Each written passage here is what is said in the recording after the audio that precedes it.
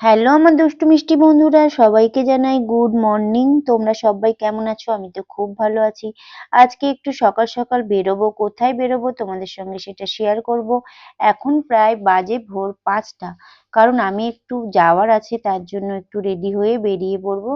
কারণ আমার হচ্ছে 8:30টার দিকে বেরোতে হবে। তো দেখতে পাচ্ছ তোমাদের দাদা ভাই এখনো ঘুমাচ্ছে। চলো তো আমি বেরিয়ে পড়লাম একদম রেডি হয়ে। তো কোথায় যাব তোমাদের সঙ্গে সবটাই শেয়ার করব। দেখতে থাকো বন্ধুরা আমার এই ছোট্ট একটি ভিডিও। কেমন? বেরিয়ে সামনে রাস্তাতে একটু কাজ হচ্ছে আর আমি চলে এলাম সোজা ব্রিজের এখান দিয়ে। কারণ দেখছো চারপাশে দোকান, এখানেও আমার বাবার দোকান আছে। তো বাবার দোকান থেকে কিছু একটু কেক টেক নিয়ে যাব ওদের জন্য। তো চলো বন্ধুরা দেখতে থাকো, তারপর বাসে উঠবো। কেমন? তো দেখো, তো বাসে কিন্তু উঠে বসেই আছি আর দেখো বাসের চারপাশে হচ্ছে গঙ্গা, বড় বড় নদী। কারণ এই দিক দিয়ে গেলে নদীগুলো দেখা যায়। তো তোমাদের সঙ্গে তাই একটু ভাবলাম শেয়ার করে নিই। তো চলো যাও যাক, তারপর নেমে আমরা হচ্ছে ট্রেন ধরবো। তারপর বাস থেকে নেমে চলে এলাম সোজা যেখানে ট্রেন যায় সেখানে। এখন বোন গেল ট্রেনের টিকিট কাটতে। তো দেখো বোন আগে যাচ্ছে, দিদি আমি বোন আর আমাদের মাম্মাম। আমরা ওদিকে বোন গেছে টিকিট কাটতে আর এইদিকে আমি দিদি আর মাম্মাম এখানে দাঁড়িয়ে আছি। তারপরে টিকিটটা কাটা হয়ে গেলে তারপরে যাব ট্রেনে করে। ট্রেনের টিকিটটা কিন্তু এখনো কেটে ও আসেনি। তারপর ট্রেনটা এসে যাবে। তো আমরা সোজা যাব মেদিনীপুর। তো মেদিনীপুরে আমাদের ছেলে মেয়েটা থাকে, বুঝতে পেরেছো?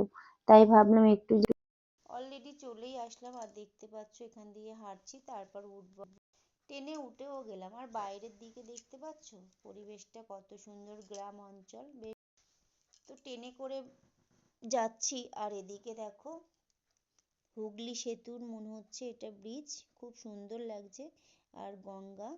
তো বন্ধুরা দেখতে থাকো। এখন তো আমরা ট্রেনে বসে আছি, বেশ 2.5 ঘন্টা লাগবে আর আমরা 3 বোন প্ল্যান করেই নিয়েছি, চল 3জনে একটু ঘুরে আসি আর ছেলে মেয়েকে দেখে আসি। তো দেখো খুব ভালো লাগছে, এটা আমার দিদি ওটা আমার বোন, বুঝতে পেরেছো? ট্রেন থেকে নেমে আবার টোটো করতে হলো, তারপরে হচ্ছে মেয়ের হোস্টেল। তো বন্ধুরা আমরা নেমেও গেলাম টোটো থেকে।